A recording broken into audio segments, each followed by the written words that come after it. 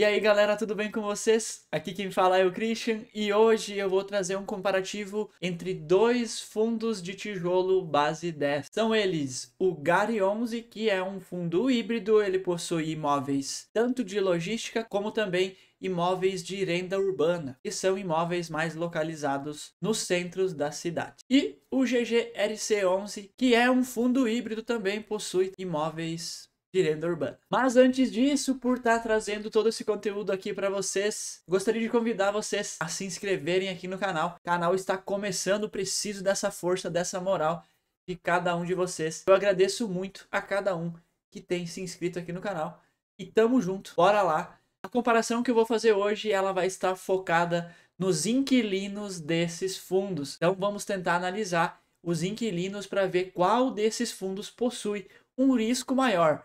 Claro, além disso, também vamos analisar os indicadores fundamentalistas e a cotação destes fundos. Começando aqui pelo GGRC 11, cotado a R$ 11,09, um dividend yield de 9,95% ao ano.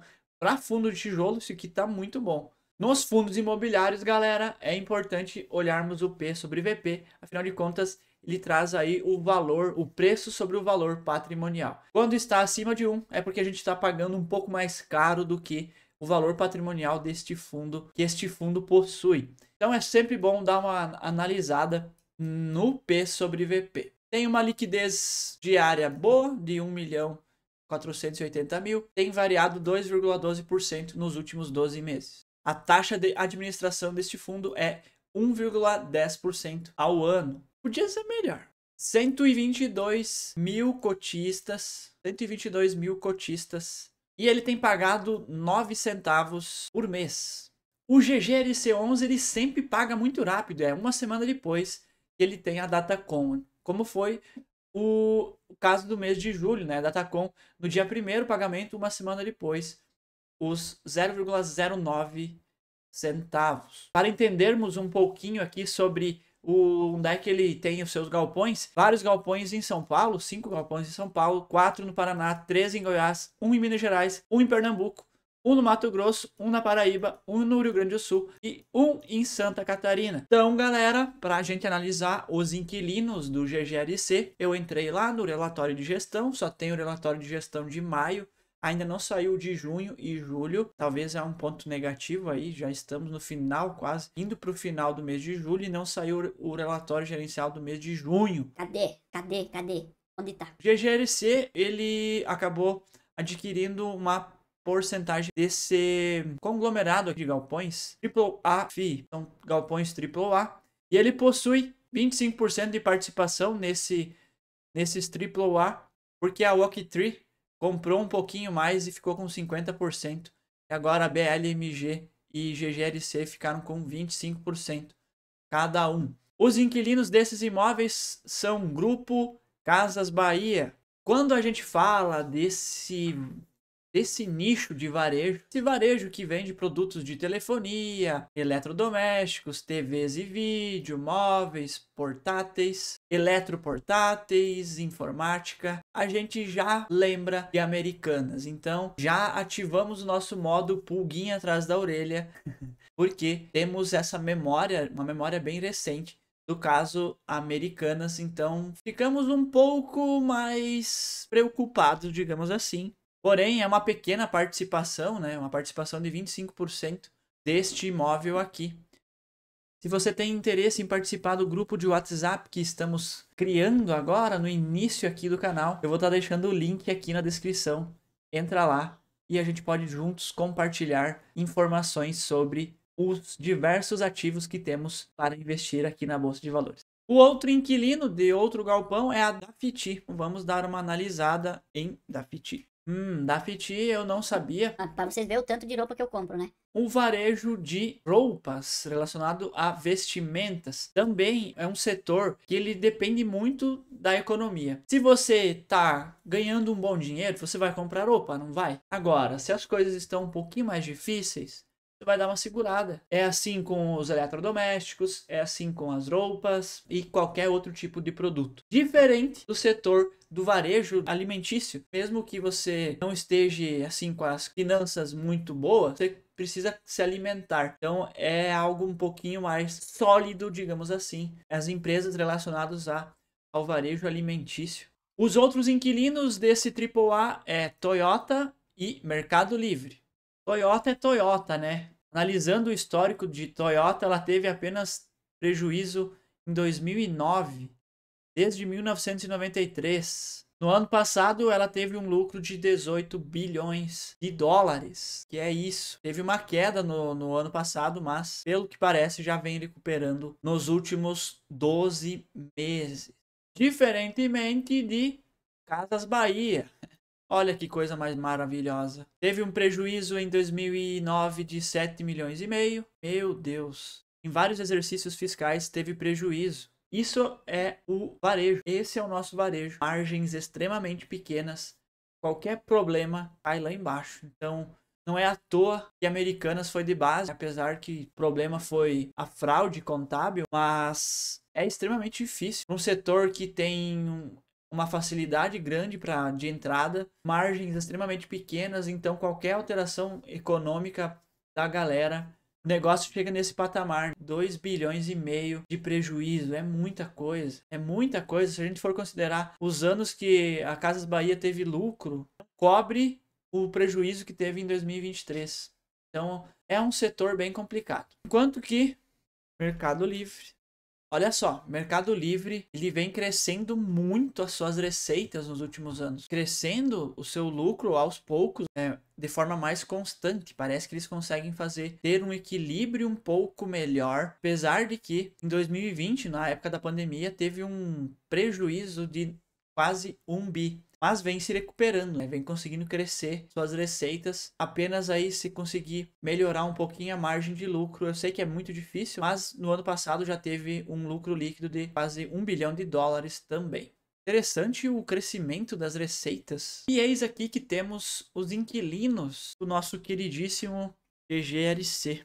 A Etra não está na Bolsa de Valores. A Etra, ela é uma das principais indústrias de sistemas do Brasil. Tem experiência acumulada ao longo de 4 décadas, atendendo as principais montadoras automotivas do mundo.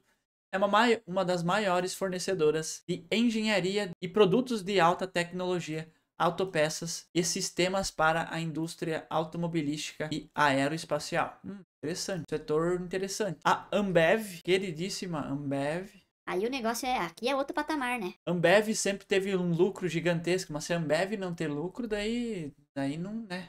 Aí não faz sentido. Lucro desde 2012 e lucro considerável. Apesar de ter crescido suas receitas, ela não tá conseguindo crescer tanto assim seu lucro líquido. Moinho. Aqui nós buscamos informação aonde precisar, hein? A gente vai fuçar, encontrar onde que fica esse tal moinho que o GGLC é dono. Bora lá descobrir que um desses moinhos fica em São Miguel do Iguaçu, no Paraná. Uma região bem importante, produtora de grãos. Inclusive dá para ver aqui, olha só a quantidade de lavouras. Então é um ponto bem estratégico, digamos assim. Esse moinho ele deve estar mais relacionado à questão do trigo. E impressão minha ou a gente também é dono desse ônibus aqui? Parece ser um ônibus desativado, não é mesmo? Porque não tem as marcas de pneu dele saindo aqui. Parece que ele fica ali mesmo. Inclusive tá meio estragado aqui na frente. Então é isso aí, a gente também é dono de um ônibus escolar. Interessante. Descobrimos essa grande façanha. Também temos o moinho em Iguaçu, Cascavel. Bora procurar esse moinho. Este moinho aqui fica mais próximo aí à cidade de Cascavel, uma das maiores cidades do Paraná. Se alguém é dessa região, deixa aqui nos comentários se conhece esses moinhos. A Hering é uma das lojas de vestuário, de roupas. A Santa Cruz é um centro de distribuição da Santa Cruz, comércio de varejo. O valor mensal de aluguel aí de R$ 189 mil, R$ 18 por metro quadrado. Outro inquilino do GGRS 11 é a Cepalgo, do ramo de química e petroquímica. R$ 275 mil o valor do aluguel. Localizado próximo ao centro de Goiânia. A Cepalgo é uma empresa especializada em filmes e embalagens flexíveis. Possui mais de 40 anos de experiência. Um pouquinho aqui do galpão dessa empresa. Interessante. A Camargo também é uma empresa de embalagens, química e petroquímica. Aqui temos um valor mensal de aluguel um pouco mais alto, 426 mil, e fica em Tietê, São Paulo. A Todimo é uma empresa de varejo também, o aluguel 371 mil. Um aluguel barato até, R$16 o metro quadrado. É mais voltado ao ramo de construção, né? Interessante. O galpão da Copobras, 424 mil reais de aluguel, também é uma indústria química e petroquímica. É uma linha interessante, produção de copos descartáveis, pratos, potes, bandejas, tem bastante saída isso daqui. E também essas embalagens para alimentos para ração, essas coisas bem interessantes.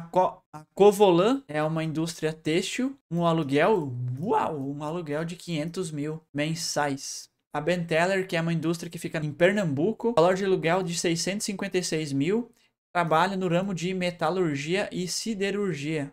Interessante. Caramba, quanto que os caras não têm que faturar? Mais de 600 mil de aluguel por mês. Temos a nossa queridíssima, amada Americanas, de Uberlândia, Minas Gerais. O valor de aluguel aí de 2 milhões por mês. Não preciso nem falar nada, né? Estão ligados. E aí temos, vamos ver se eu acho aqui, a Eagle Burgman, em São Paulo. Um aluguel de 131 mil, R$40 o metro quadrado. Um bom aluguel. E um prédio bem legalzinho, né? Pequeno, um prédio pequeno até. Interessante o site do GGRS11, um portfólio bem detalhado, bem interessante, gostei. Gostei desse site aqui, com fotos bem legais também.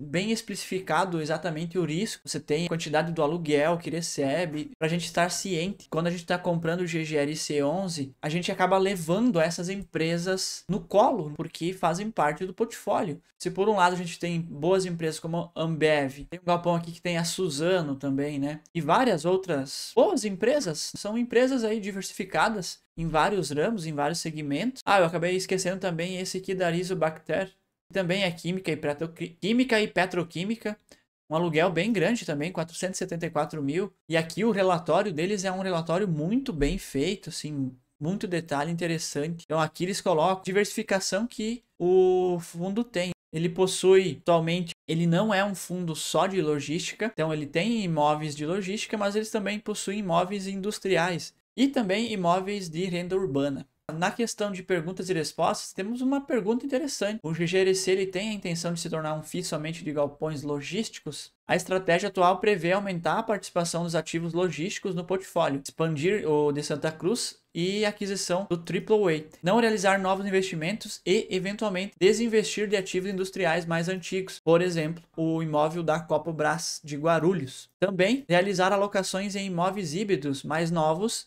e com contratos mais longos, que podem ter uma configuração de área de produção, distribuição e administrativo no mesmo empreendimento, como é o caso da Rizobacter. Bom, esses são os imóveis, os inquilinos do GGRC11. Obviamente que o mais arriscado que temos aqui é essa grande exposição em Americanas, mas se der algum problema com Americanas, é um bom imóvel, com certeza ele vai ser locado em pouco tempo. Agora, vamos analisar os inquilinos do Gari 11. Gari 11 adquiriu 21 imóveis nos últimos meses. Bora dar uma olhadinha. A cotação do Gari está em 9,10. Um dividend yield muito bom de 11%. Também está semelhante ao GGRC, um pouquinho abaixo do seu P sobre VP. Uma ótima liquidez, aumentou muito a liquidez nos últimos tempos. Sua taxa de administração é de 0,94 a 1% sobre o patrimônio líquido do fundo. Essa taxa muda de acordo com o patrimônio líquido. Se o patrimônio líquido atingir certo ponto, ela fica um pouco mais baixa. O fundo tem explodido de cotistas, cresceu muito de cotistas nos últimos meses. O pessoal acreditou muito na tese de investimento da gestora. A Datacom do Gari, ela é no finalzinho do mês e ele paga também logo após, ele paga uma semana após. Bem rápido, bem legal, interessante, muito bom. O portfólio do Gari ele está distribuído em 8 imóveis em São Paulo, 4 na Bahia, 2 no Rio Grande do Sul, 2 na Paraíba, 2 em Alagoas, 2 no Distrito Federal, 2 no Rio de Janeiro, 1 em Pernambuco, 1 em Maranhão e 1 em Goiás. Então, a partir dessa aquisição que o fundo fez recentemente, desses 21 imóveis, começamos por BRF, o mais legal disso tudo. Quase todas as empresas que são inquilinas do Gari 11, elas estão na Bolsa de Valores. Isso é interessante. Agora, uma coisa que eu não entendo muito é como é que o setor que vende carne tem prejuízos bilionários como esse. 2018, 4,4 bi de prejuízo. 2022, 3 bi de prejuízo. E ano passado, 1,8 bi de prejuízo. Não faz sentido ter um prejuízo desse tamanho.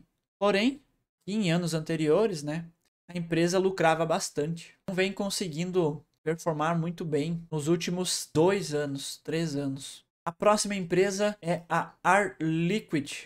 A Air Liquid é uma empresa que trabalha com gases e tecnologia aos clientes. É aquela questão de oxigênio e tal, aqueles tubões grandões que são entregues nos hospitais públicos e privados e outras clínicas de tratamento de saúde. Bem interessante. Um bom inquilino. A BAT, ela é líder mundial no setor de bens e consumos de tabaco. Ela possui uma trajetória de mais de 120 anos e presença em mais de 140 países.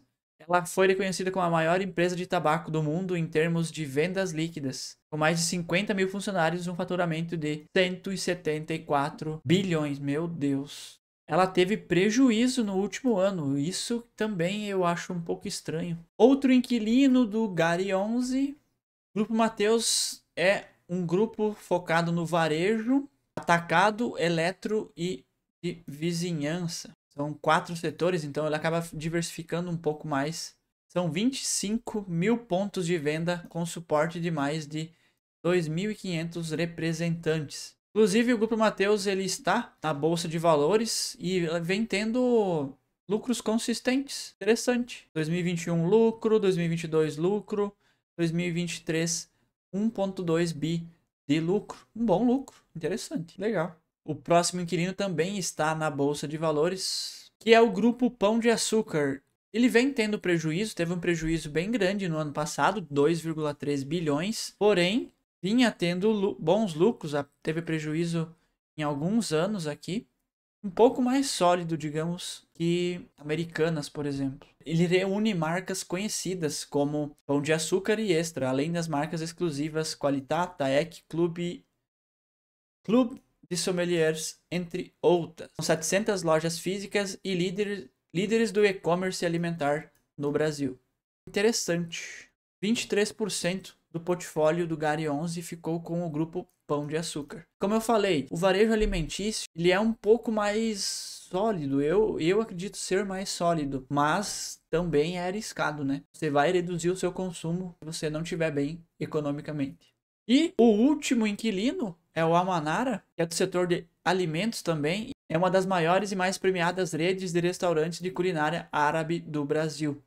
Só que ele é responsável por uma pequena fração apenas do fundo, 3,1%, bem pequeno, dentro do portfólio do fundo. Assim como a Air Liquid também é, em comparação com os outros inquilinos.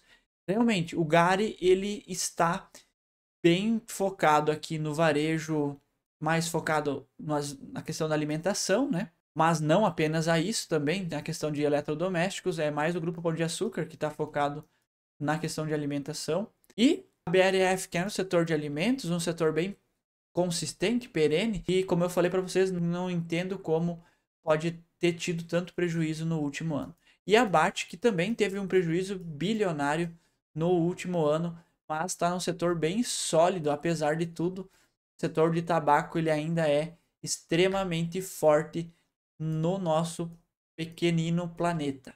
Mas agora eu gostaria de saber de vocês o que vocês acharam desses inquilinos. Qual desses fundos vocês consideram o mais arriscado? Na minha humilde opinião, eu considero o GGLC um pouco mais arriscado, principalmente pela exposição que ele possui em Americanas e também em Casas Bahia. E também nos últimos anos não vem muito bem das pernas. Eu possuo 500 cotas de Gary 11 e 379 eu preciso mudar este número. Eu preciso comprar pelo menos mais 21 cotas de GGLC 11 para fechar as 400. Deixa aqui nos comentários se vocês possuem algum desses fundos. Quantas cotas vocês possuem desses fundos imobiliários? Então eu estou aí nessa posição bem confortável. Para quem acompanha o canal, deve ter visto que há umas 3 semanas atrás eu estava muito negativo aqui. Os fundos estavam caindo bastante, mas já estou positivo novamente 1% positivo. E é isso aí. É questão de dias para esses fundos voltarem a subir. Eu vou ficando por aqui, minha gente. Tamo junto e até a próxima.